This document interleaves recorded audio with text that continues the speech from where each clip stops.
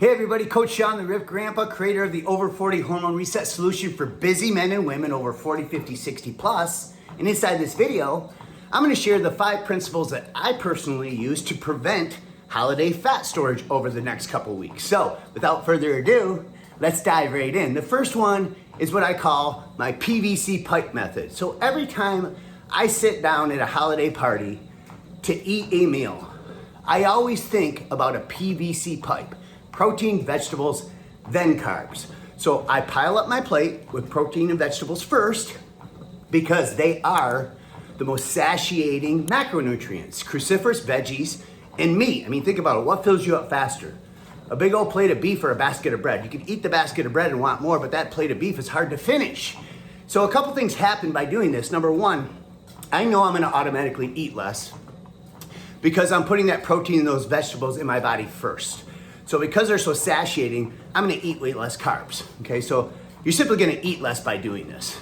Number two, if we look at research studies, it actually shows in the 30, 60, 90 minute post-meal window, when people eat their protein and their vegetables first, and then they eat their carbs, they have lower blood sugar and lower insulin. Now, this is gonna do a couple things. Number one, it's gonna potentially prevent fat storage from that meal.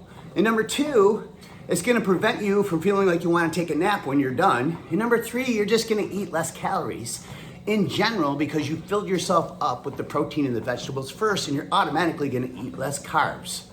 Principle number two is what I call my ADT method, Angel's Dancing Tongue Method. So, if I'm at a holiday party and I'm hitting the dessert tray, cookies, cake, no matter what it is, brownies, if I taste it and it's not at least an 8 out of 10, if it's not angels dancing on my tongue, I'm not eating it. Why would we cheat and have a bunch of sugar and enjoy ourselves with cheap food if it's not at least an 8 of angels dancing on our tongue? And just doing this is gonna prevent you from eating a bunch of crap that's a 6 or a 7.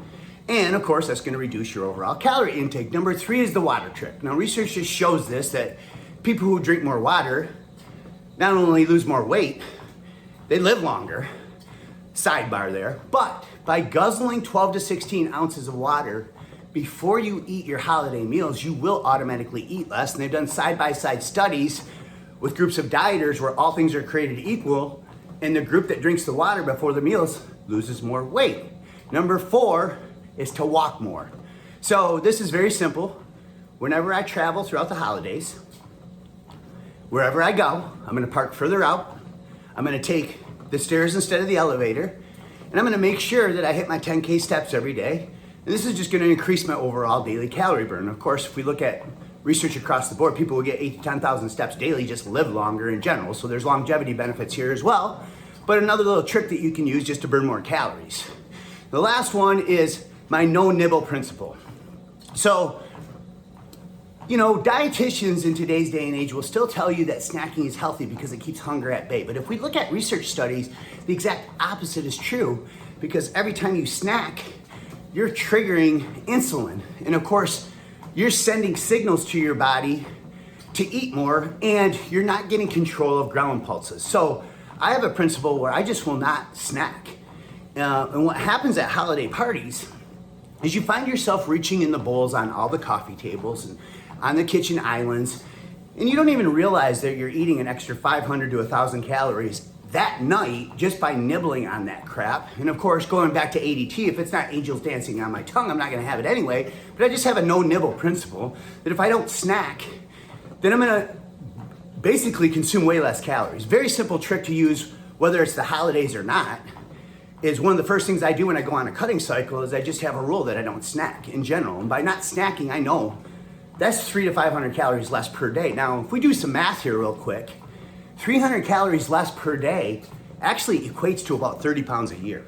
So these little hinges over time can move big doors. Now, I'm gonna do this during the holidays, but these are also great rules just to follow year round to build a lifestyle of leanness. Now, if you got something out of this video, do me a favor, share it, like it for the algorithm so we can reach more people.